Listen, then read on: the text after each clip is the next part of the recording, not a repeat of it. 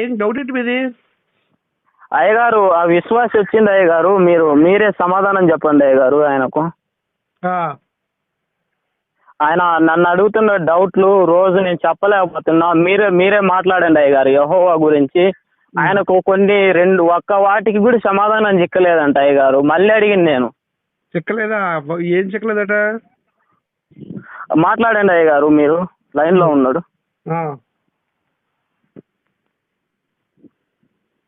మీరు మాట్లాడే హలో అయ్యా పాస్టర్, మీరు ఎవరండి?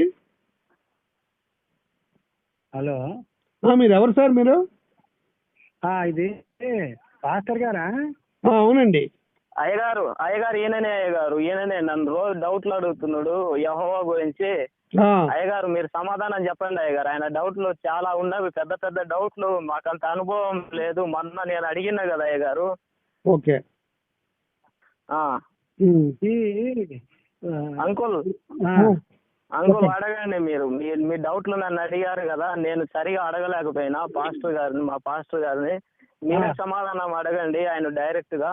ఇది ఎజెకీల్లో 23:20 అనుకుంటా. ఇక్కడ ఇద్దరు ఓహోలీబారు ఇద్దరు యెహోవా భార్యలు అని చెప్తున్నారు.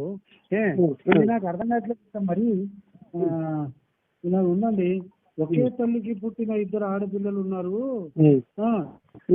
యెహోవాని పెళ్లి చేసుకున్నారని. తర్వాత వీరిరువురు ఈజిప్ట్ యూతులతో ఉన్నప్పుడు వారు వ్యభిచారిణులుగా అయ్యారు. అక్కడ పురుషులు యెహోవా అయిన ఈ భార్య యొక్క చనములను నలిపిరి. ఈ చనములను నలపడం ఏంటండి? వాళ్ళు ఎందుకు అలా చేశారు? అంతేనా? మీ డౌట్ అయిపోయిందా? మీ ప్రశ్న అయిపోయిందా?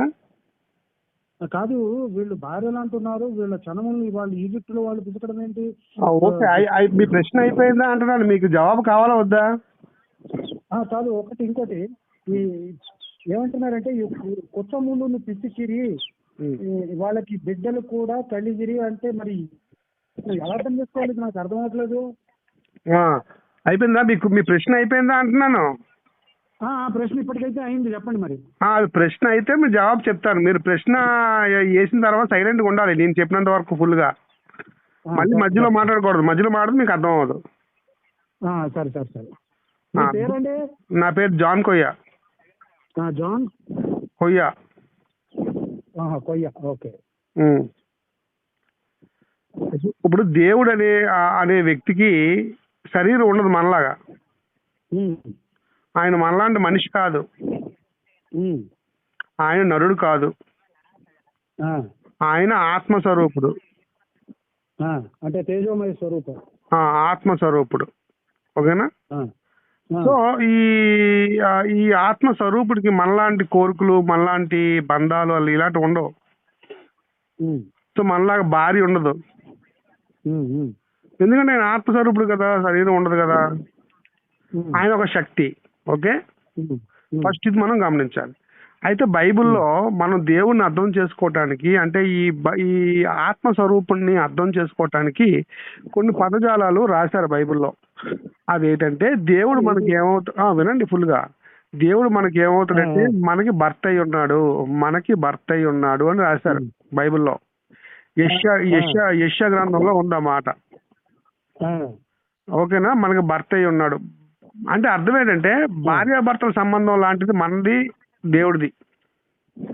సరే, కానీ మరి ఎంత వివరాలు ఎందుకంటే సళ్ళు పిసికారు, కుచములు అదే నేను చెప్పింది. మీరు ఫుల్ కావలేదు, కంప్లీట్ అవ్వలేదు నేను చెప్పింది. మీరు అప్పుడే ముందుకు వచ్చేస్తున్నారు. అందుకే మీరు ఏం మాట్లాడకూడదు నేను చెప్పినప్పుడు. వింటున్నారా? వినండి, చెప్తున్నాను. ఇప్పుడు దేవుడు మనకి భర్త, ఓకేనా? మరి దేవుడి దగ్గర ఉండాలి కదా. మన ఇష్టం వచ్చినట్లు ఉండకూడదు కదా. మనం నచ్చినట్టు మనం ఉండకూడదు కదా. మనం ఇంకోటితో ఉన్నాం అనుకోండి, మనకు భర్త అయిన దేవుడిని వదిలేసి ఇంకోటితో ఉన్నాం అనుకోండి, అది వ్యభిచారమా కాదా? సో ఇదంతా ఏంటంటే ఆ అధ్యాయం అంతా ఎందుకు అలా రాయబడిందంటే అది రూపకలంకారంగా రాయబడింది. అంటే ఇప్పుడు ఇంకోటండి, ఆగండి, ఇంకా అవలేదు అది. అక్కడ 4వ వచనంలో 23వ అధ్యాయం 4వ వచనంలో వినండి వినండి వినండి 23వ అధ్యాయం 4వ వచనంలో అవి ప్రాంతాల పేర్లు అవి. అవును, ప్రాంతం పేర్లు సరేనండి, మీరు అలంకారాలు అన్నారు, చాలా బాగుంది. ప్రాంతాల పేర్లు రండి, ప్రాంతాల పేర్లు వాళ్ళు ఏం చేశారంటే వాళ్ళు అన్ని జనుల దగ్గరికి వెళ్ళి విగ్రహారాధన చేసి అక్కడ వ్యభిచారం చేశారు, విగ్రహాలతో వ్యభిచారం చేశారు వాళ్ళు. అందుకే దేవుడు అంటే అన్ని జనులకు సంబంధించిన విగ్రహారాధన వ్యభిచార సంబంధమైనది, అది వ్యభిచారము అని దేవుడు చెప్తున్నారు. చెప్పండి అయ్యగారు. నన్ను ఒక డౌట్ అడుగుతారు అయ్యగారు. ఆయన ఏమంటారు అంటే దేవుడు కదా అని ఉంటాయి కదా, ఆయన అనుకుంటే వాళ్ళను ఎలాగైనా కదా. ఆయన అనుకున్నాడంటే వినండి, ఆయన అనుకున్నాడంటే ఇప్పుడు మీ ప్రశ్న అడిగిన ఆయన కూడా మార్చగలరా లేదా?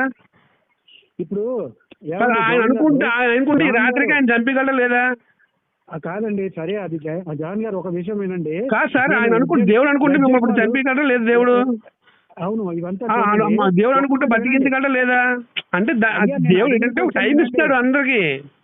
అవును జాన్ గారు ఒక్క నిమిషం.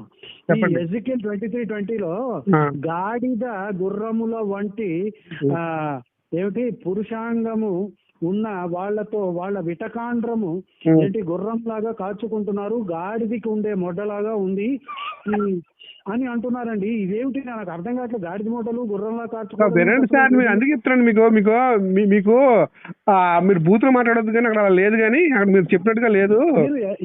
వినండి సార్, వినండి అది ప్రాంతాల పేర్లు ఫస్ట్ పాయింట్. రెండోది ఏంటంటే విగ్రహారాధన వ్యభిచారం అండి.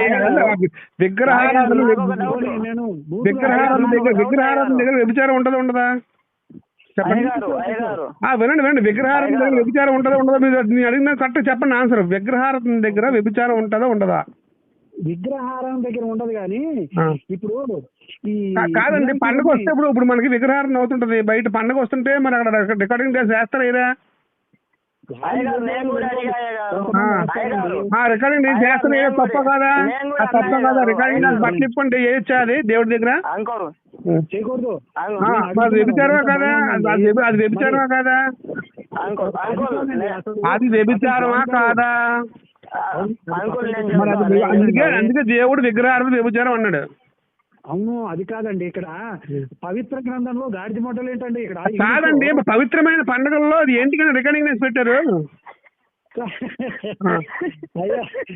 కాదు పవిత్రమైన గుడుల దగ్గర, వినాయక చవితి దగ్గర, పవిత్రమైన ప్రార్థనల దగ్గర ఎందుకు రికార్డింగ్ బట్టలు ఇప్పుకొని రికార్డింగ్ ఎందుకు చేస్తున్నారు?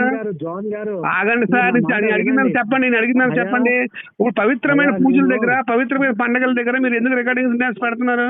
అది కాదండి, అదే వ్యభిచారం అంటే అదే వ్యభిచారం అంటే అది జరుగుతుందని చెప్తున్నాడు దేవుడు, అంతే. అది చెప్పడానికి పవిత్ర గ్రంథంలో గాడిద మొడ్డలు గుర్రంలో చెప్పాలి కదా మరి చెప్పకపోతే మరి ఇప్పుడు నేను చెప్తున్నాను లేదా? ఇప్పుడు నేను చెప్తున్నాను కాదు అంటే మనం అలా చేయకూడదని చెప్తున్నాడు. అంటే గాడిద అలా చేయకూడదని, అలాంటి వ్యభిచారాలు అవి చేయకూడదని చెప్తున్నాడు. అవన్నీ మరి ఇక్కడ గాడిద మొడ్డ అంత ఉంది, గాడిద అంత గుర్రం అంత కారుస్తోంది, ఇవన్నీ పిల్లలకి ఎట్లా చెప్పాలండి? కాదండి, ఇప్పుడు మరి అలాంటప్పుడు హిందూ గ్రంథాల్లో హిందూ గ్రంథాల్లో బ్రహ్మదేవుడు కూతురుతో ఉన్నాడు, చెప్పచ్చా పిల్లలకి?